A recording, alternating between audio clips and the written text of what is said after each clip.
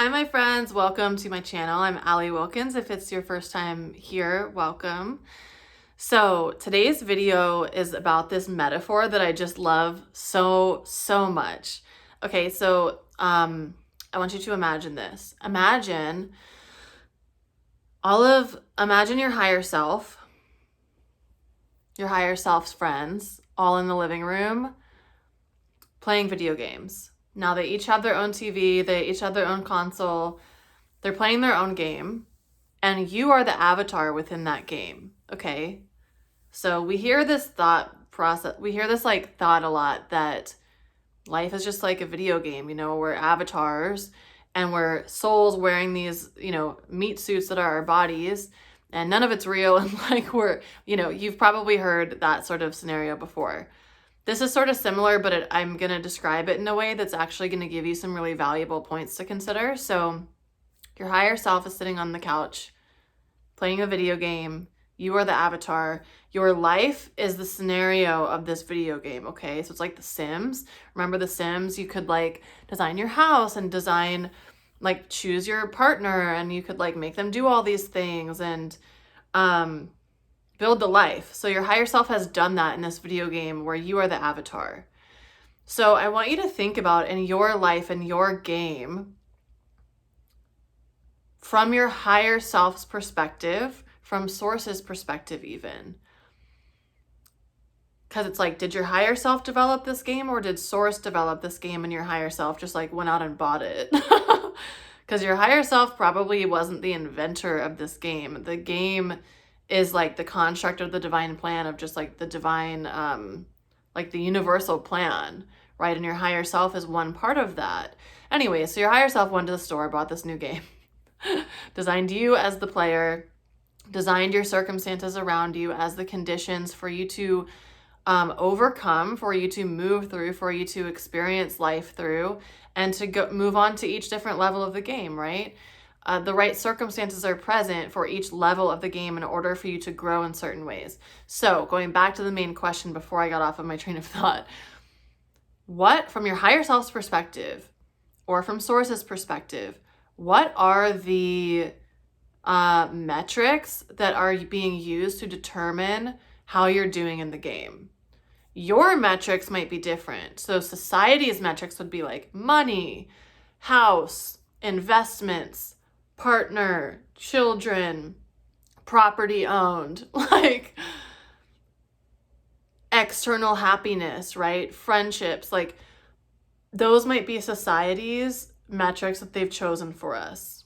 However, most of us have realized, if you're watching this, you've definitely realized this. Those metrics don't really bring us fulfillment, don't bring us it's not it. It's surface level happiness, right? But it's not it's missing something. Those aren't the true metrics of what we really desire to be achieving. And I use that in quotes for a reason, in our life. So those are society's metrics.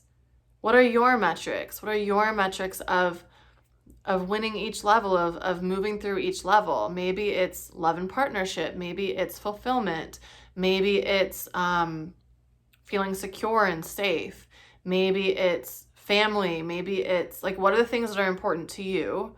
Think about those metrics for yourself, what those would be. I will give you 30 seconds or 10 seconds. Think about what are your metrics.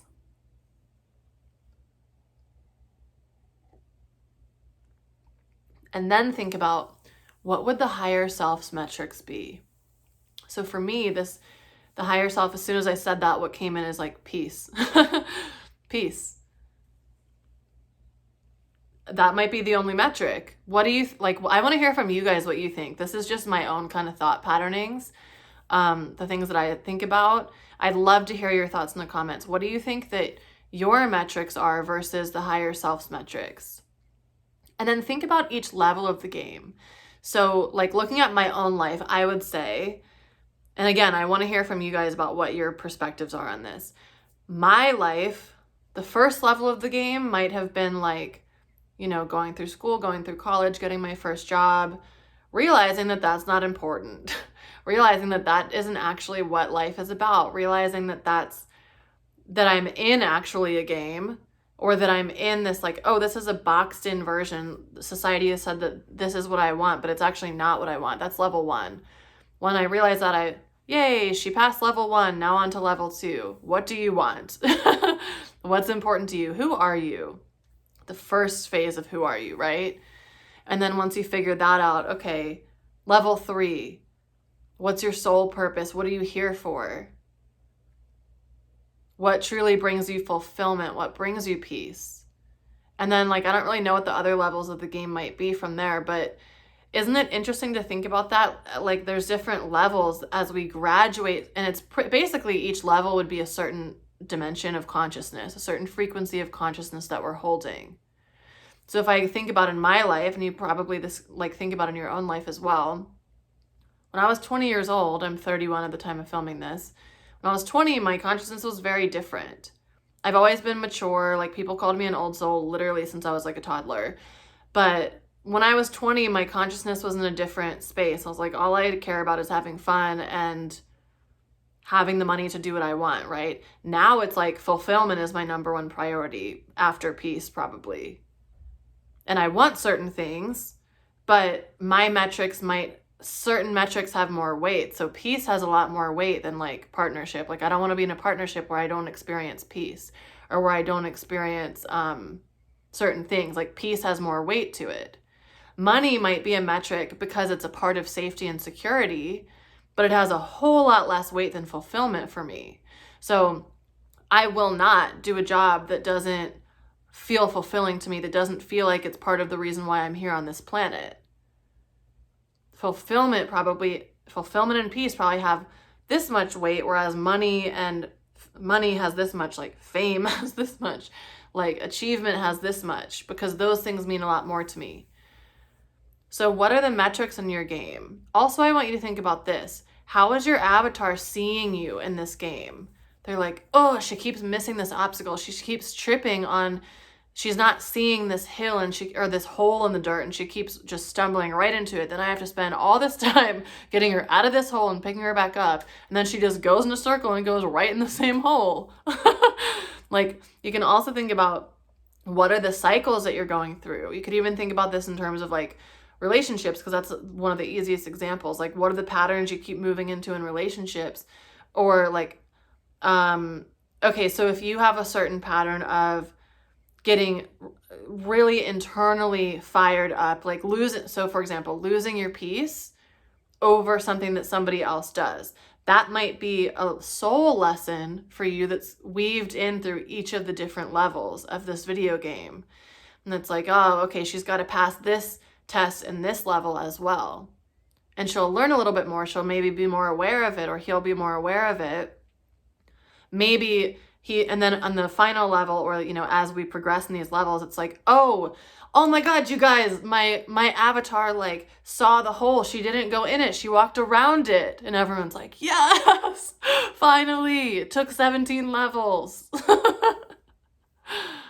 Right? Or maybe each level is a lifetime. Like this is just a metaphor. There's no right way of describing it, but it's just interesting how easily that corresponds to our life, right? Like I'm just sitting here, I just like made this up. I'm not like, well, the concept actually came from a video I saw from David Lyon like years ago, but I'm making this up as I'm going along as far as the metrics and the levels. Like it's easy to correlate to our lives. Interesting. So for you, just thinking about what's the level you're in right now of your life. Just observing, not like it's right or it's wrong, just observing. What are the challenges? What are the obstacles? What are the little treasures that you're picking up? What are the resources that you're collecting? Like in Tomb Raider, I don't remember this really. I never played that many video games, but like collecting different guns. What are the resources you're collecting? Is it money? Is it connections? Is it skill sets? Is it like, what are the things that you're collecting as resources? What are the obstacles that keep coming up? What are the obstacles that you're not seeing? Where is the hole that you keep falling into? How can you see the hole from a little bit further away? How is your higher self seeing you playing this game? It's like she keeps falling for these dudes who are showing up in the same way and luring her in with this charm or with this whatever it might be, or she keeps falling for like these jobs that appear that they're this, but they're really not what she wants, and she keeps going for the money, but then she wastes all this time or spends so much time in this level. It's like there's no wasting time. I want to take that back. But like she keeps going in circles in this level, going through this round of jobs that she knows she really wants to do her soul mission. She really wants to do her soul's work here, but she keeps going to these jobs. Why is she doing that? She can't pass this level. At this point, she can't pass the level till she moves on. So just think about like, what's your game like? What are your levels? What are your challenges? What are your obstacles? What are the little treasures you're picking up? What are the patterns? What are the cycles, those circles that you keep walking in? What are your holes? And what are your most important metrics now? That might be the most important question here. Like, what are your most important metrics now? Because when 10 years ago, your metrics might have been different. It's like if you think about if you're someone who has children, what's important to you changes a lot from before you have children, right? Or if you're single versus married, your priorities might change a little. What's important to you might change a bit. So thinking about where you are right now in this moment, what are the metrics that are most important to you? I think that's it.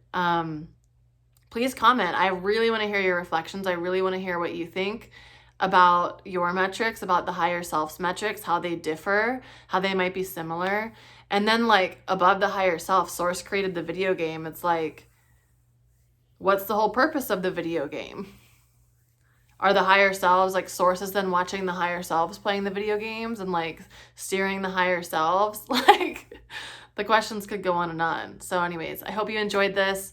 Most of my videos aren't like metaphorical like this. They're going to be teachings of some sort or energy updates, or Akashic record activations or something like that. So if you like this video, if you want more stuff like that, please subscribe, share the channel with your friends if you enjoyed it. And you know, liking and commenting, it's like something I've really been sitting in because I watch a lot of YouTube videos too. I've received so much support from YouTube videos and from just free videos from my mentors and teachers. And it's like the least you can do. I've been studying this myself. This is why I'm saying this to you. If someone's taken the time to create a video, to create a teaching, to share something with you, because it takes effort to do this, right? You can at least comment or like or share, because it's so easy to just scroll on past it. And it's like, give back. Don't just take, give back. That's a way that you can give back. Also share it, because the more you engage, as we all understand algorithms, the more you engage, the more other people can find content, right? And different content will really support different people. So anyways, that's it. I hope that you enjoyed this. And I can't wait to see you again. Bye.